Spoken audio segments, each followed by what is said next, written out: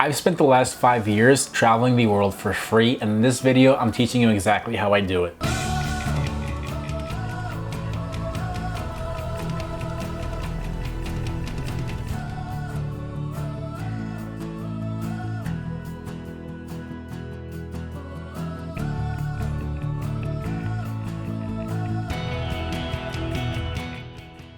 If you've been following me for a while, whether it's on Instagram or anywhere else, you've seen I really travel a lot. I've been to at least 15 countries and half of the United States in like the last 5 or 6 years alone.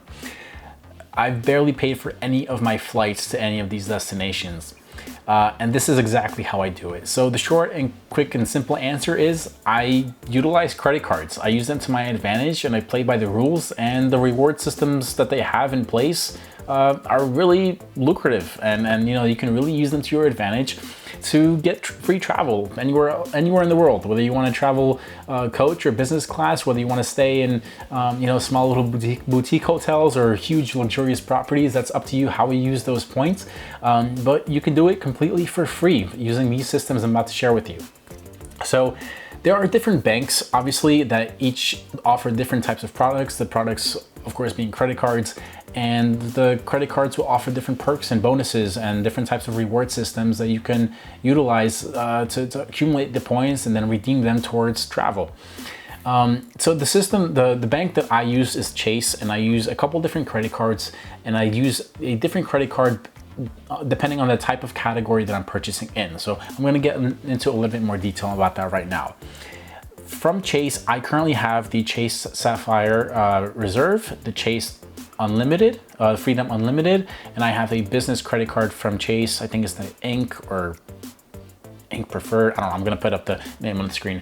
But so all of these cards have different types of perks and benefits depending on when I use them. So if I know I'm purchasing in a certain category such as travel or dining, if it's not business related, I'm gonna use my Sapphire Reserve. If it is business related, whatever category it's in, I'm obviously using my business card.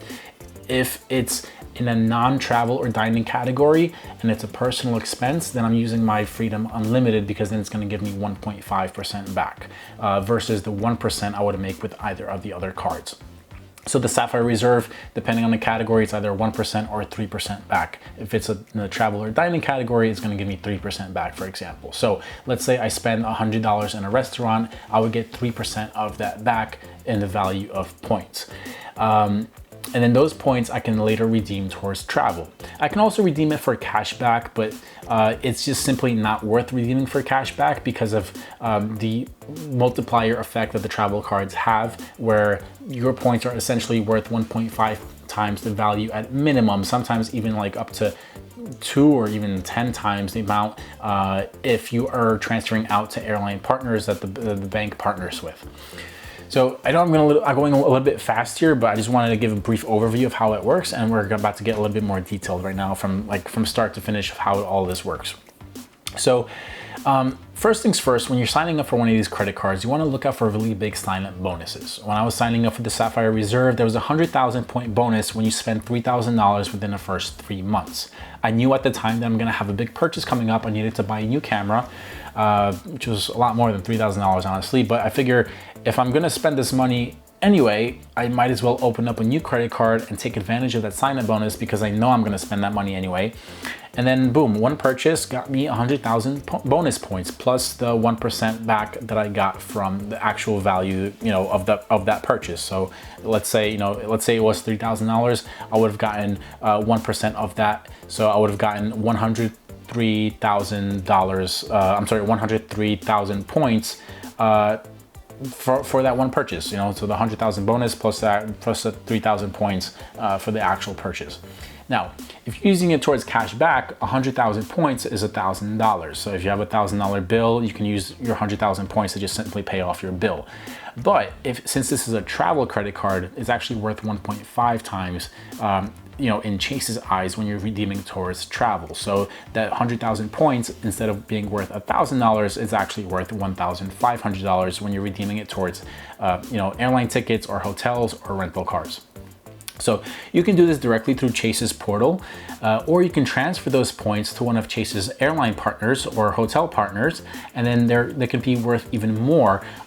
Generally, you know, anywhere from like 2 to 3 points. It's at minimum 1-to-1 value exchange, but you can also, you know, sometimes there's like better deals out there depending on the exact flight you're looking at. It could be worth 2 or 3 or even as much as 10 times the value of the points if you're transferring it out to airline partners. So you really have to keep your eye open on those deals. You know, kind of look around on different websites, at different airlines, I mean, and see, you know, where you can get the most bang for your buck if you are planning to transfer out your points. But even if you're only booking through the Chase portal, through the bank directly, there's literally a section of my bank account where, you know, I log in and it kind of looks like something like Expedia would look like, where I'm searching flights through my bank directly and then using those points to redeem for travel.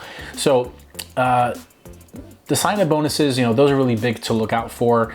Just make sure that the money that you're going to be spending just to get those bonuses, you would have spent that money anyway. It's really important to stay responsible using this system. Don't get into the credit card, you know, thing I'm talking about right here just because you want the points, but then you're paying 20+% APR just to pay off your credit card because you're holding a balance on your credit card month to month. I've never once in my life had a bill where I didn't pay it off in full every single month. You know, I'm blessed to be able to do that, but I'm using it responsibly. I'm not letting the bank win in this case. I'm just using the system to my advantage. But because I'm not paying those APRs, it really makes a lot of sense for me to do it this way. If you're using a debit card, you know, you're really not getting any advantages at all. So do it responsibly, and then you could really get a lot of value back for it. Since I use multiple cards, I use multiple cards for a reason. So the main card I have is the Sapphire Reserve. That's offered by Chase. That offers 1 to 3% back, depending on the category it's in. If I'm spending on a restaurant or if I'm spending on my Uber, you know, travel and dining categories like that, I'm gonna get 3% back. Anything else, I'll get 1%. However, the Freedom Unlimited, it gives me a minimum 1.5% on any category. So it doesn't matter if it's travel or dining, it's whatever purchase it is, it's 1.5%. So if I know that I have to go to the grocery store and, you know, buy something, I'm not going to use my Sapphire Reserve. I'm going to use my Sapphire Unlimited because that's not a travel or dining expense. That's just a general expense. So I'm better off you getting 1.5% versus 1%. And it really adds up over time, you know, throughout the course of the year as you're making these purchases. At the end of the day, when it comes time to, you know, try to redeem my points, what I do is any points accumulated with my Freedom Unlimited, I will transfer those points to my reserve and then use them towards travel. And I do the same exact thing with my business card. I'll transfer them to my reserve. So any business expenses I make, I'm still able to utilize on my travel credit card. And then I have, you know, a massive amount of points that I can use towards travel. Other perks that, you know, are included with these cards vary from card to card, and they will largely be influenced by the annual fee that's associated with them. So the Freedom Unlimited I talked about before, there's no annual fee, and you know, there's absolutely no reason why you shouldn't open it up if you know that you're going to spend the minimum amount to get that sign-up bonus, which I think right now is about $500. I actually have a referral link I'm leaving in the description of this video below if you're watching this on YouTube.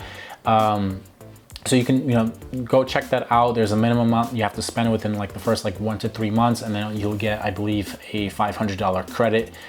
It's not a travel card, so you're not going to be able to utilize the points with that multiplier I talked about before that you would have with the reserve, but there is no annual fee. You can, however, you know, open it up. They'll give you the points, and then you can just hold on to those points and keep accumulating points until you do open up a travel card like the Sapphire Preferred or the Sapphire Reserve. Those are both really great cards.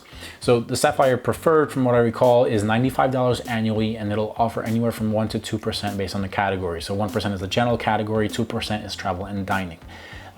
It's $95 annually. There's also the Sapphire Reserve, which I'm currently using. That's $450 a year just to have the card.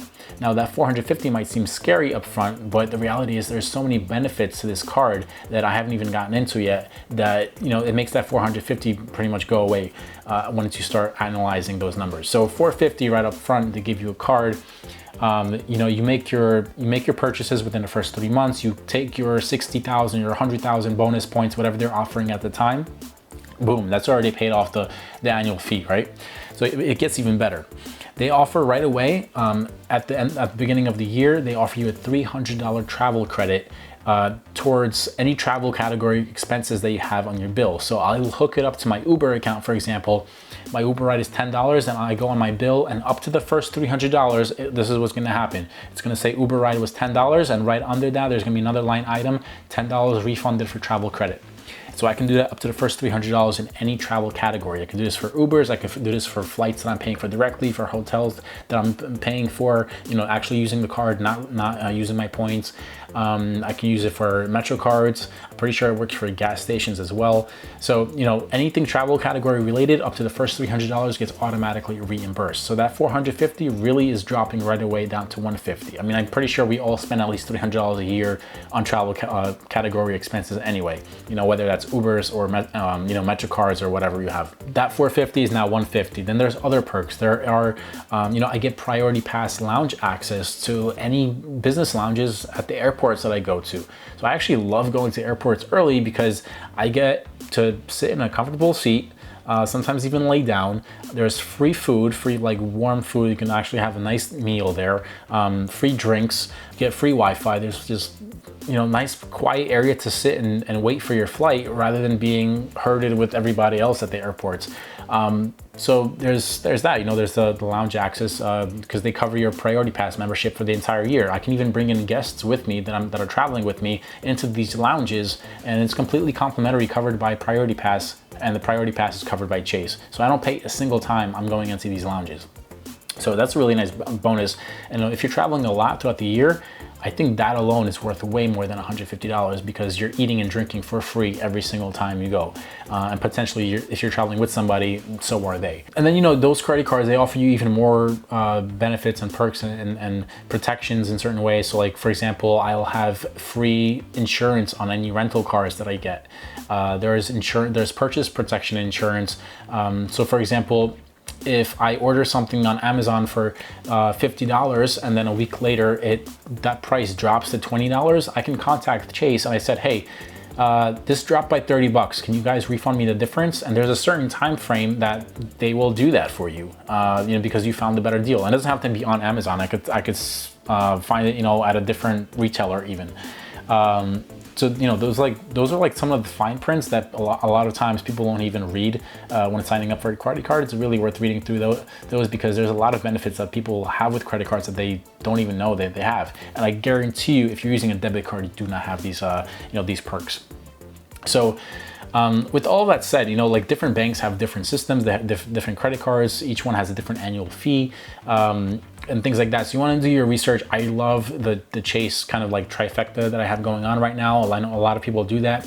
American Express, I know they have their own credit cards, like the Gold card and the Platinum card. You can use those in conjunction as well. I've never had an American Express card before myself, but now that I've kind of used all the Chase cards and I've collected all those sign-up bonuses that I talked about before, that might be something might be looking into in the future as I plan larger expenses. So if you are planning larger expenses, if you're renovating your home, if you are planning your wedding, if you're buying a TV or something, some big expenses like that, before you make that purchase, open up a new card and then take advantage of that huge sign-up bonus that you get with it. Why not? You're gonna be purchasing that stuff anyway. Don't open a card and then try to figure out ways to spend $3,000 just to get the bonus. I don't think that's wise. Be responsible, financially responsible. Make sure you're paying off your card in full every single month so you're not paying those crazy high APRs, because if you're paying 20-something% in interest, that completely defies the point. Don't do that. Then, I bet a question I'm gonna probably get is, will this affect your credit score, if you keep opening up credit cards? The short answer is yes. Your credit score does drop every single time you ask for more credit. That goes for credit cards, it goes for loans. But if you're being responsible, if you're actually, paying that off, it's only going to take a tiny little dip for a short period of time, and then it'll come right back up. So, if you're not like trying to open up a credit card now and then you're looking to request a mortgage, like a week from now, like I don't see that being an issue.